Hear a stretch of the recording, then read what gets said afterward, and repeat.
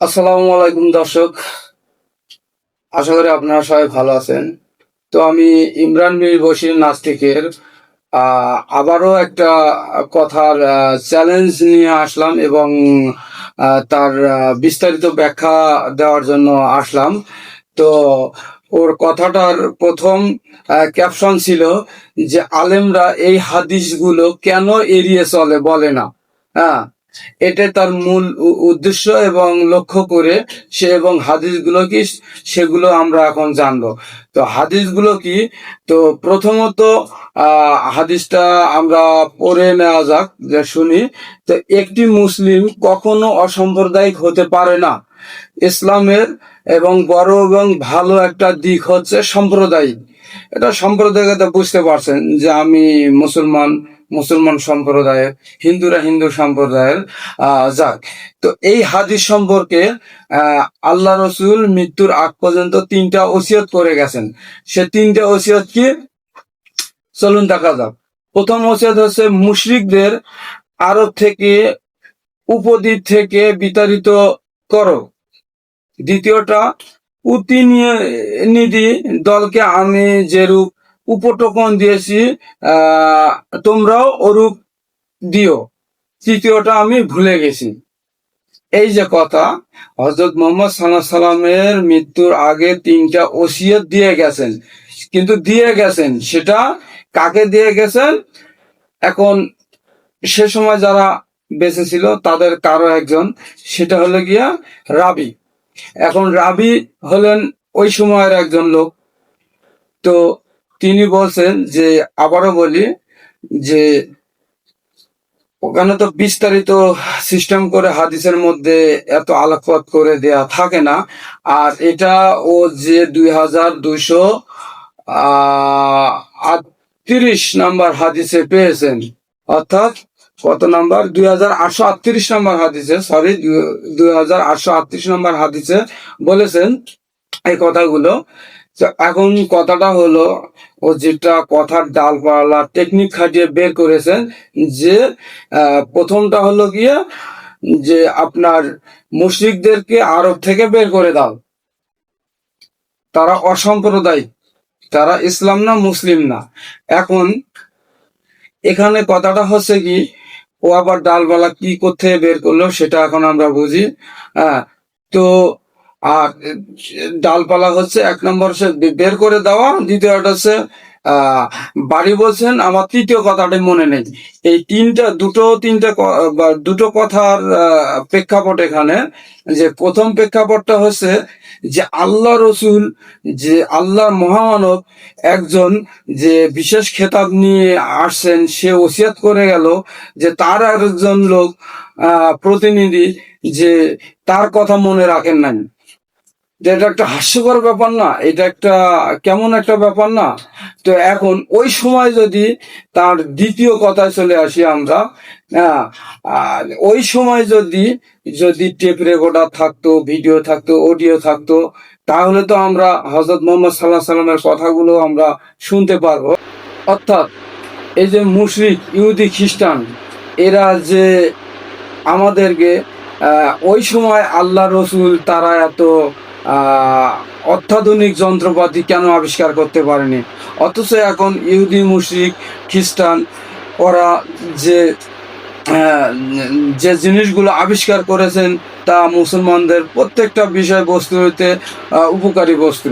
তো এখন কথা, ও যেভাবে বলছে যে ওই সময় তারা বানাইতে পারলো না, অথচ মুশরিকদেরকে, কাফেরদেরকে আরব থেকে, উপদ্বীপ থেকে বিতাড়িত করে দিতে, তো এটা তার কেমন ধরনের কথা ছিল?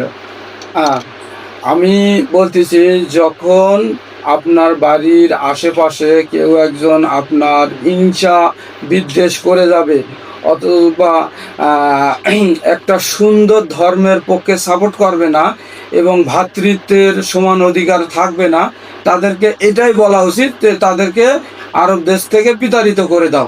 হ্যাঁ, এমনকি এ নিয়ে অনেক যুদ্ধও আছে, অনেক কিছুই আছে। তো এটা বলার কারণ হচ্ছে, আমি এটার মধ্যে 100% সাপোর্ট করি। কেন সাপোর্ট করি চলুন সামনের দিকে বলা যাক। এই যে 3টি ওসিয়তের মধ্যে প্রথম যে বলছেন যে মুশরিকদেরকে বিতাড়িত করে দাও, হ্যাঁ, এদেরকে বিতাড়িত করে দাও এবং দিতেই হবে। এবং ওর কথার ডালপালা যে, হ্যাঁ, যে বর্তমানে যে ইহুদি খ্রিস্টানরা ওরা যেভাবে দেশ বিশ্বকে এগিয়ে নিয়ে গেছে, হ্যাঁ, তো তাদের সাথে আমরা কিভাবে শত্রুতা করতে পারি, যে এত উন্নত। হ্যাঁ, একটা জিনিস আমি আপনারা খেয়াল করে দেখবেন, এই বিজ্ঞানের যুগে কিন্তু পৃথিবী একেবারেই বিশ্ব রসাতলে চলে গেছে। সেটা কিভাবে? আমি কয়েকটা প্রমাণ বলছি, বাস্তব প্রমাণ বলছি, এগুলো দেখে নিও। বর্তমান বর্তমান বিজ্ঞানের যুগে আমরা হুমকির মুখে আছি। সেটা কিভাবে? যদিও আমরা একে অপরের কথাবার্তা বা দেখাদেখির শুধু এতটুকুই, অনেক কিছুই আমরা আহ, অনেক কিছুই আমরা সহজ সমাধান পেয়ে যাচ্ছি অতি কষ্ট ছাড়াই। তো এখন এই বিজ্ঞানের যুগে এই খ্রিস্টানদের বিজ্ঞানের আবিষ্কারের ফলে অনেক কলকারখানা, অনেক কিছু আবিষ্কার করা হচ্ছে। যেমন কলকারখানাতে আপনার অনেক নদী নালা, অনেক কিছুই দূষণ হচ্ছে, বায়ু দূষণ হচ্ছে, গাড়ি, হেলিকপ্টার, মানে যত জ্বালানি খরচ হচ্ছে, আর একটা দূষণ তৈরি হচ্ছে।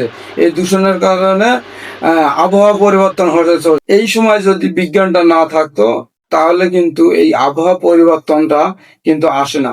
যদিও আমরা আবহাওয়া পরিবর্তন, ঝড় বৃষ্টির কোনো কিছু বিকল্প সৃষ্টি করি, আসলে এটা আমরা প্রকৃতিকে বুড়ো আঙ্গুল দেখিয়ে আমরা এই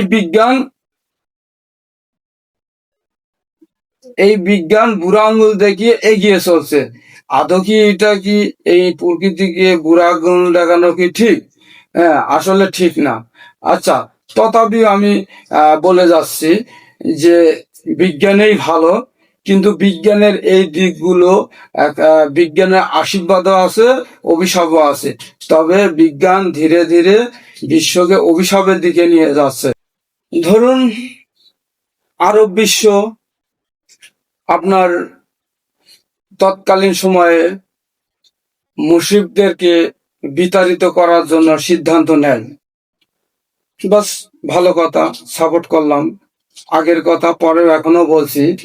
আচ্ছা, আরবরা বা মুসলিমরা এত যদি খারাপ হয়ে থাকে, তাহলে পশ্চিমা বিশ্ব, ইউরোপ কান্ট্রিরা, এরা কতটুকু ভালো আপনারাই বলবেন। আচ্ছা, আরবরা, মধ্যপ্রাচ্যরা, যে একে অপরের ভ্রাতৃত্বের বন্ধনে একটু হলেও মায়া আছে। ধরুন, এই যে আপনার ভ্রাতৃত্ব বন্ধন থেকে একটু আমরা অন্য সাইডে গিয়ে দেখি, যে আফ্রিকা মহাদেশ, যে দক্ষিণ আফ্রিকা, উত্তর আফ্রিকা, এই দেশগুলো, অথচ অথচ মধ্যপ্রাচ্যের মতোই খনিজ সম্পদে ভরা। সেখানে দেখবেন যে আপনারা অধিকাংশ লোক দরিদ্র সীমার একবারেই নিচে বসবাস করে। যে বর্তমানে তাদের চলাফেরা, খাওয়া দাওয়া, টয়লেটের অবস্থা, এগুলো দেখলে মনে হয় একেবারে ন্যূনতম পরিবেশ।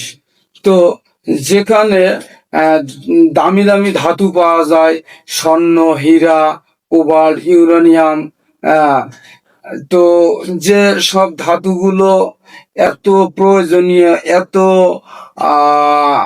মূল্যবান, সেই সব দেশে অথচ অভাবের অতুলনীয় অভাব, যে অভাব বলে শেষ করা যায় না। আমরা বিশেষ করে আফ্রিকার অনেকেই আছে যে বাংলা ভাষার, আমি যেটা দেখেছি, বাংলা ভাষার ব্লগ চ্যানেলগুলোতেই আফ্রিকাকে তুলে ধরা হয়েছে। তো ওই সব রাষ্ট্রে বিজ্ঞান কি মধ্যপ্রাচ্য, পশ্চিমারা বা ইউরোপ কান্ট্রিরা উন্নত করতে পারে না? অথচ ওই দেশ থেকে হীরা, স্বর্ণ, যা কিছু আছে, সব সবকিছু তারা ওদিকে লুট করে নিয়ে আসতেছে। এবং ওই দেশের জনগণ, ওই দেশের জনগণকে তারা যে স্বর্ণ খনি, যে হীরার খনি, এগুলো এগুলো নামমাত্র মানে দিনের নামমাত্র যে লেবার কস্ট হয়, সেই লেবার কস্ট দ্বারা তুলে নিয়ে তারা আহ, চলে আসে, যে ব্রিটেন, গ্রিস, তারপরে জার্মানি, অনেক রাষ্ট্র আছে, তারা শুধু শুধু লেবার খরচটা পেয়ে থাকে, অথচ এই দামি দামি জিনিসটা তাদের দেশ থেকে আনা হয়, অথচ তাদেরকে যোগ্য পরিশ্রমের মূল্য দেওয়া হয় না এবং খনিজ সম্পদের মূল্য দেওয়া হয় না। আবার সেই দেশের শাসন ব্যবস্থা এবং সামরিক ব্যবস্থা এরা লুটে নিয়ে যাচ্ছে এবং এর কারণে অনেক গৃহযুদ্ধ বেঁধে গেছে। তো আমরা শুধু ওই নাস্তিকের কথায়, যে আমরা আহ, একেবারেই কোনো প্রকার কান দেব না, যেটা আমাদের সমস্যা হতে পারে, এগুলো ভ্রান্ত ভুল ধারণা দিয়ে থাকে। আসলে ইসলাম যদি আমরা মানতে পারি আগের অনুযায়ী, আমরা ভ্রাতৃত্বর সমান অধিকার দিতে পারবো। আমাদের হাদিসে এমনও লেখা আছে যে আমার ঘরে আজকে চাল থাকলে একজনকে দিয়ে দাও, কালকে চিন্তা করার কোনো দরকার নেই। তো আমরা সেটা মানি না, ঠিক আছে, এটা আমাদের লজ্জা হওয়ার ব্যাপার। তো এই কারণে যে আমার ইসলাম, আমার নবী এর কোনো দোষের ভাগিদার না। তো এখন আমি যেটা দোষ করব, এটা আমার ধর্মেও ভাগিদার হবে না, আমার নবীর, আল্লাহ বা আমার প্রতিবেশীও এর কোনো ভাগিদার হবে না। এ দোষের কোনো কেউ ভাগিদার হবে না। যার যার যে দোষটা সেই নেবে। এখন এর পাপের প্রায়শ্চিত্ত আমাকেই করতে হবে, দুনিয়াতেও করতে হবে, পরকালেও করতে হবে। তো আমি এটাই বলে